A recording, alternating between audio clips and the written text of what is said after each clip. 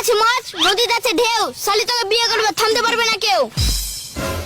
জান বাঁশের পাতা খুসখুসে লাউয়ের পাতা লরম, তোমার ঠোঁটে কিস করতে লাগে আমায় শরম। কে রে? এই কার সাথে কথা বলছিস ফোনে? স্যার মালার সাথে।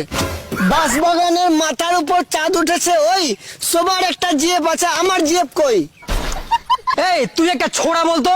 আতা গাছে তোতা পাখি, ডালিম গাছে মৌ, আপনার মেয়েকে বিয়ে করে বানাবো ওই বউ। হাত পা ভেঙে দিব, আসিস কি করে বিয়ে করবি?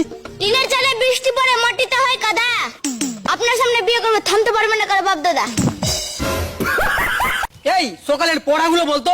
সকালে পড়া, ভোর হলো ডোর খোলো বউগুলো উঠোরে, থালা বাসন রাখা আছে ভালো করে মাজরে। এই বলতো পৃথিবীতে ভালো স্বামী কে? ভালো স্বামী যে বউয়ের কাজকর্মের কষ্ট দেখে আরেকটা বউ ঘরে আনে, সে হলো আসল স্বামী।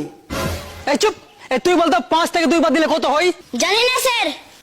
তুই এইটুকু জানিস না? তুই একটা আস্ত বড় গরু। স্যার আমি গরু না, আমি তো ছোট, আমি তো বাছুর।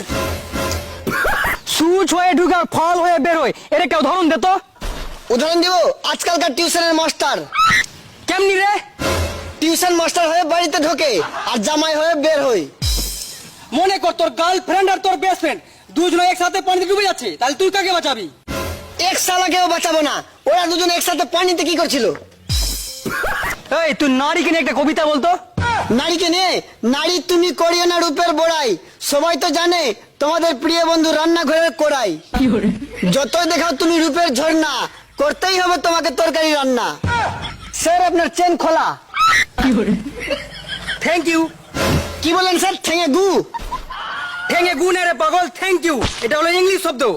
ওইটা না বলে আরেকটা বলতে পারতেন, ভাড়ে গু ভাড়ে গু। পাগল ওটা ভারে গু না রে, ওটা ভেরি গুড। ওরে ইংলিশ